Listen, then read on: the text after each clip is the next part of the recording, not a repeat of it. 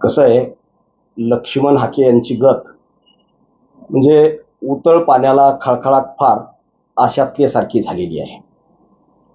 एखाद्या विशिष्ट वातावरणात, एका विशिष्ट हवेवर स्वार होऊन रातोरात उगवलेले हे 1.5 दिवसातले नेते आहेत.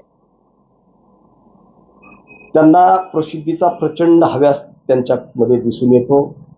एक प्रकारे प्रसिद्धीची इंगळी त्यांना डसली आहे आणि तशा पद्धतीनं ते सातत्यानं प्रसिद्धीचं एक व्यसन जडल्यागत अनेकदा वाह्यत बडबड करताना आपल्याला बघायला भेटत असतात. अलीकडे अजितदादा हे या राज्याचा अनेक वर्षापासून अर्थमंत्री म्हणून कारभार सांभाळतायत. 10 वेळेस अजितदादांनी या राज्याचा अर्थसंकल्प जाहीर केलेला आहे आणि या अर्थसंकल्पामध्ये सर्वच जात घटकांना न्याय देण्याचं काम आणि या राज्याचा सर्वांगीण समतोल विकास साधण्याचं काम अजितदादांच्या माध्यमातून झालेलं आहे. आणि म्हणून एखाद्या व्यक्तीला एखादा कारभार वारंवार जर सोपविला जात असेल तर त्याचा अर्थ असा आहे की ती व्यक्ती, ते नेतृत्व त्या कामाच्या मध्ये हे सक्षम आहे, कार्यक्षम आहे आणि म्हणूनच त्यांना ती जबाबदारी वारंवार राज्याच्या मुख्यमंत्र्यांनी दिलेली आहे.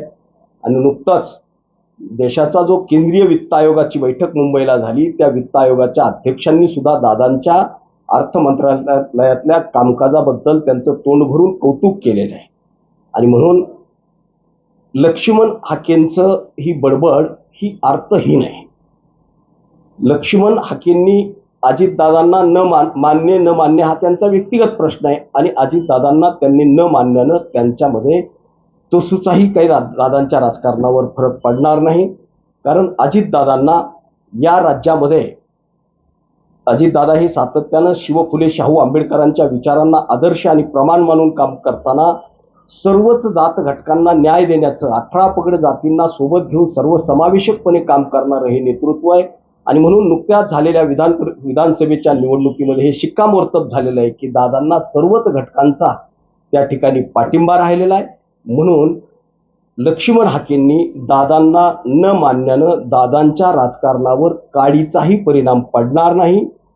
दादांच्या पाठीशी या राज्यातल्या सर्वच ओबीसी, मराठा, मागासवर्गीय, आदिवासी, अल्पसंख्याक हे सर्व घटक दादांच्या पाठीशी राज्यामध्ये खंबीरपणानं, सक्षमपणानं उभे आहेत.